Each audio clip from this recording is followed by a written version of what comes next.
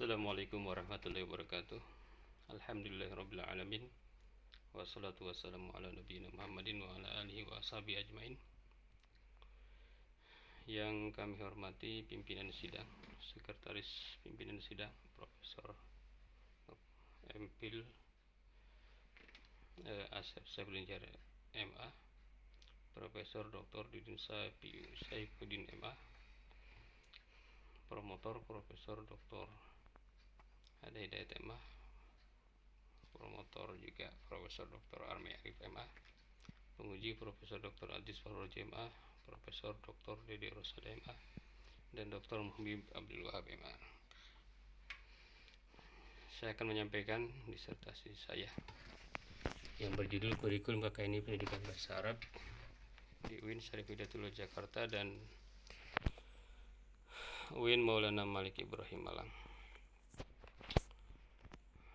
Latar belakang penelitian ini adalah pertama bahwa bahasa Arab itu dipandang lebih sulit dibanding dengan bahasa lainnya, bahwa pembelajaran bahasa Arab memiliki banyak problem. Sudah banyak usaha yang dilakukan, namun hasilnya belum maksimal. Kurikulum itu harus berbasis riset, dan kurikulum itu harus terstandar KKNI. KKNI ini adalah kerangka kualifikasi nasional Indonesia, dan kurikulum harus terintegrasi dengan pelatihan dan dunia kerja. Kemudian lahirlah yang disebut dengan KKNI, kemudian dioperasionalkan dalam SNPT dan diganti berkali-kali tahun 2014, 2015, bahkan yang terbaru 2020 disebut dengan Kampus Merdeka. Dari situlah maka peneliti memandang penting untuk menganalisis dan mengevaluasi bagaimana pengembangan kurikulum dan penerapannya khususnya di bidang PBA, karena PBA sebagian praktisinya, sebagian ahlinya memandang bahwa KKNI itu tidak 100% tepat untuk PBA, karena PBA itu termasuk jurusan yang kadang-kadang tidak terkait dengan dunia kerja. Identifikasi masalah yang ditampilkan dalam disertasi ini adalah, pertama adalah bahwa KKNI ini hadir merupakan turunan dari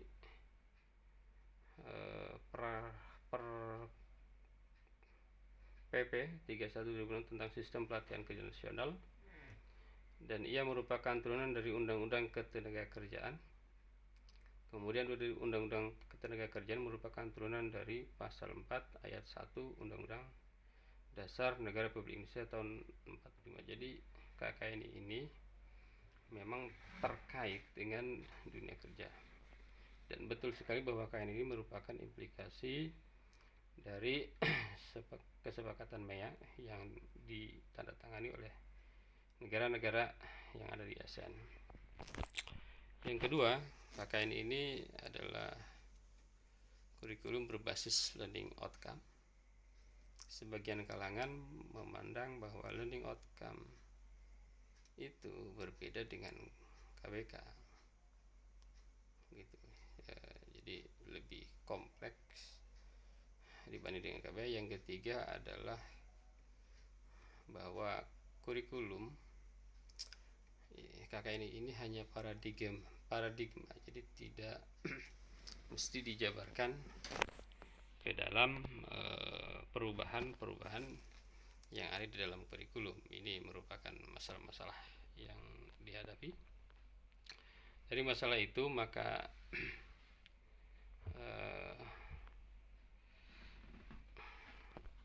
peneliti merumuskan masalahnya adalah bagaimana model pengembangan kurikulum berbasis KKN IPBA di UIN Jakarta dan UIN Malang, kemudian dijabarkan ke dalam beberapa pertanyaan, diantaranya adalah bagaimana paradigma kurikulum KKN, bagaimana pengembangan kurikulum plan KKN IPBA, bagaimana pelaksanaan kurikulum plan KKN IPBA. Tujuan penelitian ini adalah untuk mengembangkan kurikulum masa depan dan berbasis global. Jadi teori yang dipakai adalah teori kurikulum masa depan dan kurikulum berbasis global. Tujuannya adalah menjelaskan paradigma kurikulum PBA, kedua menganalisis dan menemukan model pengembangan kurikulum plan, yang ketiga menganalisis dan mengevaluasi bagaimana pelaksanaan daripada kurikulum tersebut. Penelitian terdahulu yang sudah melakukan penelitian KKN ini banyak sekali. Hampir seluruh materi prodi sudah melakukan penelitian ini, dan prodi PBA juga sudah ada yang melakukan. Tapi misalnya ini yang paling mendekati dari banyak penelitian adalah penelitian dari Aceh yang meneliti 4 kurikulum prodi, tapi dia hanya meneliti langkah-langkah pengembangannya, tidak sampai kepada meneliti RPS, tidak sampai meneliti bagaimana pelaksanaannya. Kajian pusaka yang dibahas adalah sejarah kurikulum, paradigma kurikulum KKN, komponen kurikulum KKN, pengembangan RPS dan proses pembelajaran, dan evaluasi kritis KKN IPDA. Pendekatannya adalah kualitatif dengan analisis dan evaluasi, serta digabung dengan penelitian pengembangan, tapi hanya pada tahap tidak menggunakan statistik. Temuan utama penelitian ini adalah bahwa pengembangan kurikulum di UIN Jakarta dan UIN Malang sudah sesuai dengan aturan, sesuai dengan pedoman. Oleh karena pedoman itu terus mengalami perkembangan, maka PBA pun terus mereview kurikulumnya sesuai dengan perkembangan yang ada, perkembangan aturan yang ada, perkembangan global, perkembangan masa depan. Kurikulum yang dikembangkan oleh UIN Malang, PBA UIN Malang ini saya simpulkan sebagai kurikulum global rasa original. Global, ini UIN Jakarta, global rasa original, sementara UIN Malang ini global rasa sastra. Ini sangat terlihat. Misalnya ada mata kuliah Masrohiyah.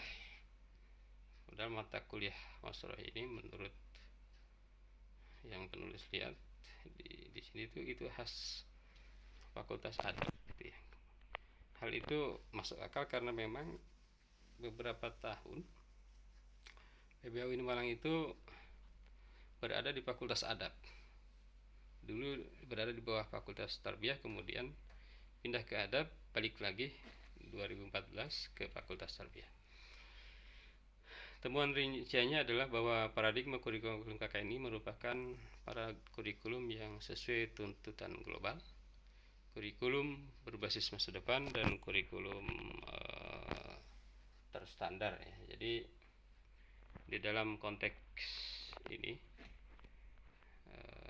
tadi yang temuan utama, misalnya profil, memang masih terus harus mereview kurikulumnya, karena PBA UIN Jakarta misalnya mengembangkan kurikulum tahun 2014 pertama kali KKNI, UIN Malang mengembangkan 2015. Nah, profilnya itu masih hanya pendidik bahasa Arab, profilnya. Nah, maka sementara Kementerian Agama, Diktis dalam hal ini, mengembangkan bukan hanya peneliti, tapi peneliti pendidik, peneliti, dan pengembang bahan ajar bahasa Arab.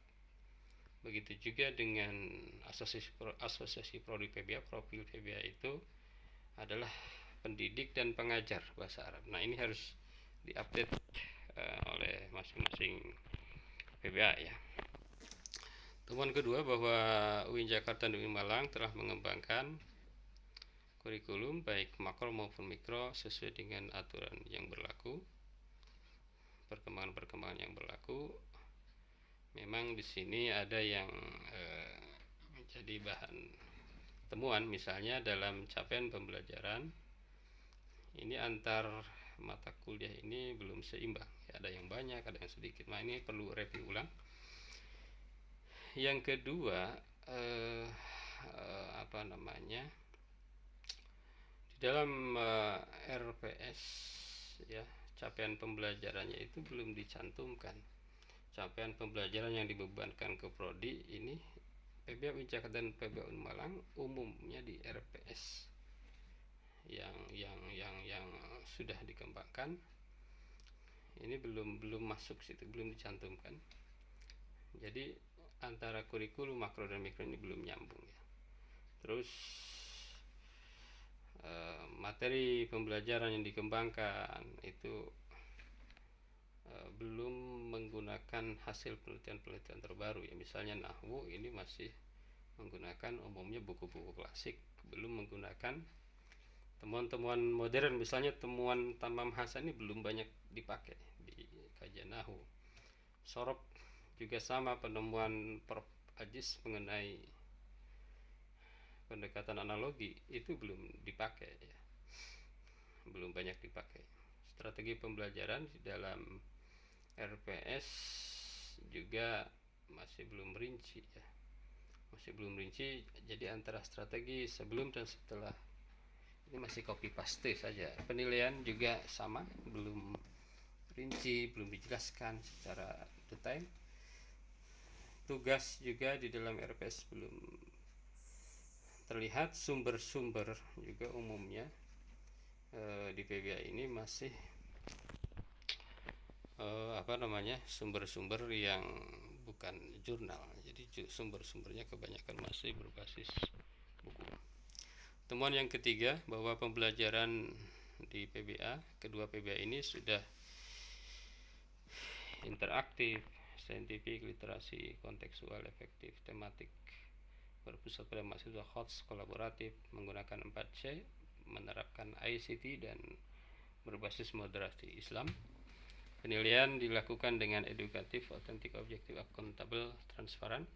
Hasil belajar dengan menggunakan KKN ini lebih baik secara kualitatif maupun secara kuantitatif. Namun demikian, sosialisasi masih dipandang lemah di kedua PBA, terutama untuk dosen-dosen dan para mahasiswa. Yang ketiga, ada analisis SWOT bahwa masing-masing memiliki keunggulan, kelemahan, peluang, dan tantangan tersendiri. Kesimpulan dari penelitian ini adalah bahwa semakin sesuai dengan kebutuhan masa depan, rekonstruksi sosial dan berbasis global, maka kurikulum semakin ideal dengan tetap menyesuaikan kebutuhan serta situasi dan kondisi lokal nasional. Kesimpulan itu sama dengan kesimpulan bahwa keberhasilan pembelajaran bahasa Arab di perguruan tinggi Islam tentu oleh integrasi antara orientasi dan kurikulum.